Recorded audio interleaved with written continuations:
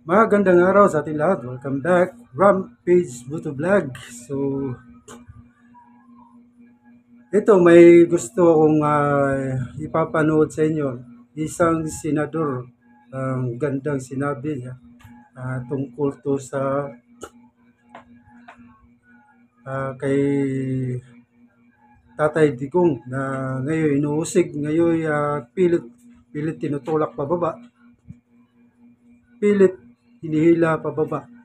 So, ito yung senador na dati, sa panahon na tumatakbo siya, ay binubuli. Wala daw pinag-aralan, no? Magaling lang daw sa acting, kasi artista to. Ito si Robin Padilla. Robin Padilla Idol. Pero para sa kalam niyo, ito nagtapos sa criminology, BS Criminology. So, hindi lang to siya mag-English, talagang ginagamit niya ang lingwahe ng Pilipino, Tagalog. Pero ang lalim ng mga pinagsasabi niya. So, bago tayo magpatuloy, gusto ko sana magpasalamat sa mga sumusuporta sa channel natin, Rampage Photo Vlog. So, maraming salamat sa inyo. Sa mga hindi pa nakapag-subscribe, please subscribe, then pindutin nyo na rin yung notification bell all. Masaya na tayo dyan. So ngayon, hindi na natin patagalin pa. Panoorin natin.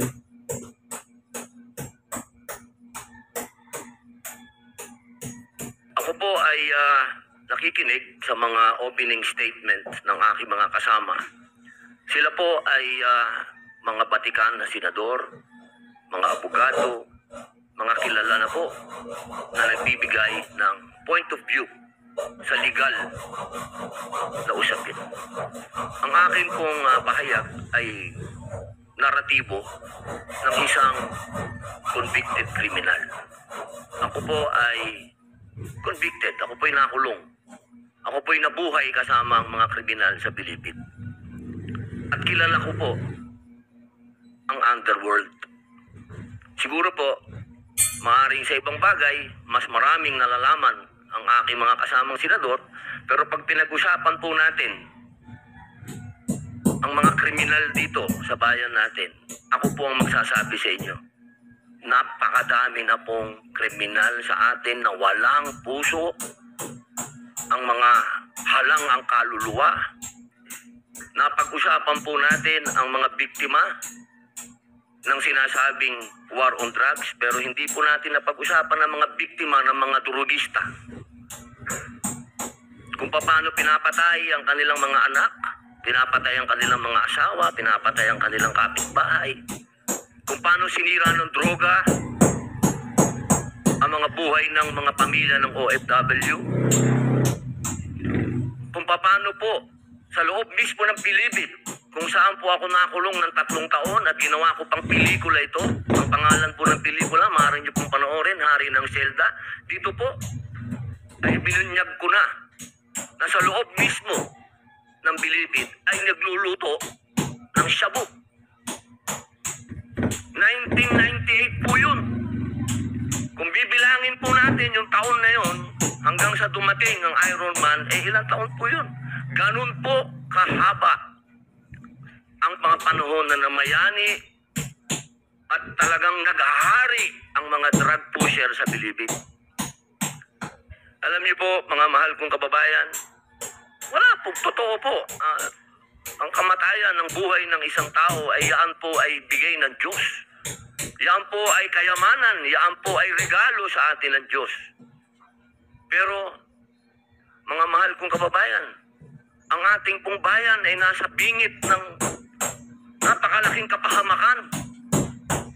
Kung hindi po tatitindig ang ating kapulisan, kung hindi po tatayo ang ating mga law enforcement, tayo po ay tatalunin ng mga sindikatong nag-ahari na nagluluto na ng mga droga kung saan-saan.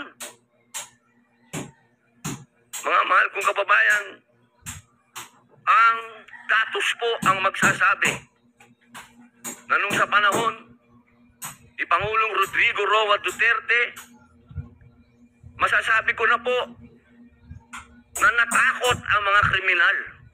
Wala pa po siyang ginagawa. Doon lang sa commercial niya na last Christmas yun na to, natakot na ho ang napakaraming kriminal. Natakot na ho ang napakaraming durugista, napakaraming pusher ang nag-surrender. Wala pong nangyayari. Sa salita lang po yun.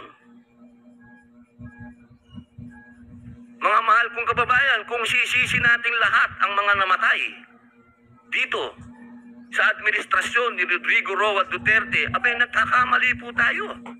Alamin po natin kung ano ang drug underworld, kung ano ang mga drug syndicates. Ako na po nagsasabi sa inyo, regular na po ito tuwing magpapalit ng administrasyon, naglilinis ang mga sindikato. Magkakaroon talaga ng maraming mamamatay dahil naglilinis para pagpasok ng bagong administrasyon.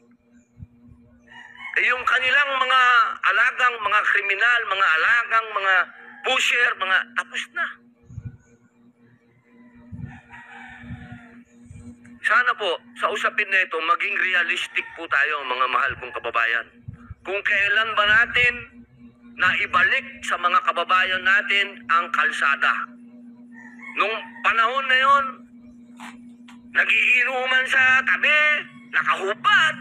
Ang mga babae, hindi makapaglakad, hindi ka makapaglakad ng may cellphone ka, agawin ng cellphone mo, loob ng bahay mo, papasukin ka. Mga kababayan naman, huwag naman nating haluan ng politika ito. May mga bagay dito sa mundo na kailangan maging realidad tayo. Buong mundo, problema ang droga. Kung walang tatayo para lumaban dito, paano na ang kinabukasan ng mga anak natin? Paano na ang kinabukasan ng bayan natin? Kaya sana po ang hinihiling ko sa lahat dito sa pagdinig na ito, iwasan ng politika at tingnan po natin kung saan talaga tayo tutungo ang bayan natin. Mga kababayan, lubog na po tayo sa utang, lubog pa tayo sa tubig, pati ba naman sa ganito, lubog pa rin tayo. Yun lamang po, maraming salamat po. Oh, di ba? Ang lalim ng pinagsasabi niya, pero totoo yun. Totoo yun, pinagsasabi niya. Kaya nga, yun ang importante. Binubuli nyo, pero hindi nyo alam kung gaano kalalim mag-isip ang tao na to. Diba? Ito, punto-punto na tama na to eh. Alam naman natin, politika lang lahat. Diba sabi niya? No, hahabulin nyo si Digong, Tatay Digong. Tapos hindi nyo iniisip yung mga drogista, mga kriminal na pumapatay ng mga inosenteng tao. No? Ayun dapat sana. Yung talagang may malasakit sa bayan. Hindi yung iba dyan na puro yabang, publicity. No? Publicity lang yan.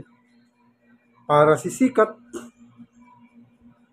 mga may ambisyon sa politika. Ayaw nang bumaba sa posisyon. Ako. Kaya nga, ginagawa nila yun. Di ba? So ito, may papakita ako sa iyo. May papakita ako sa inyo. Ito, matindi ito. Ito yung dati na ang sarap magsalita sa panahon ni Tatay Digong. No, di ba? So, hindi na tayo magtagal. May papakita ko sa ito, isang The Crooks Tuadcom. Oh. Primordial duty of the committee which I head, the Committee on Dangerous Drugs in the lower house, to help ang ating law enforcement agencies in the war against illegal drugs. Napakaswerte po ng Pilipinas. Dahil nagkaroon ho tayo ng pagkakataon na magkaroon ng isang presidente ng advokasya ay labanan ang ating problema sa droga. Seen a lot of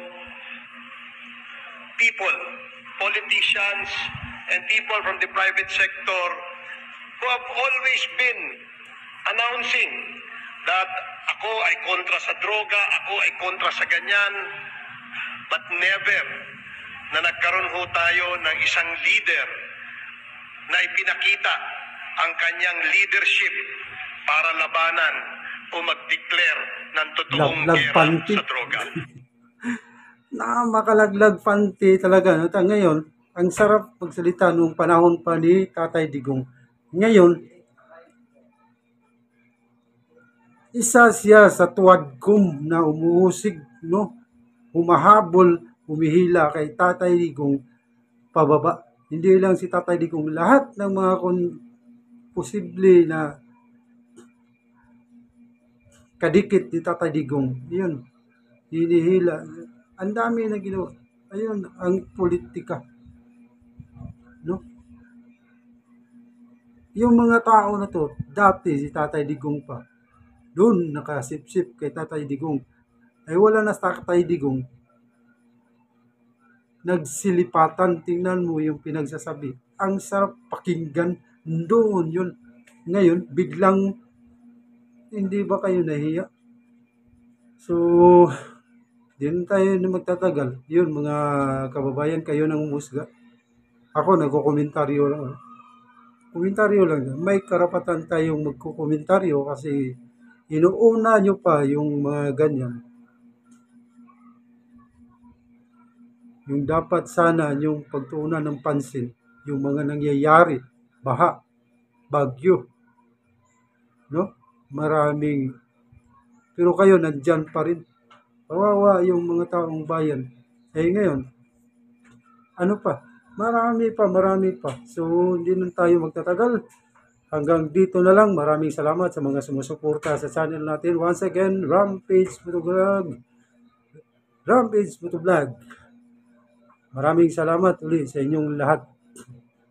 Hanggang sa susunod nating pagkikita. Thank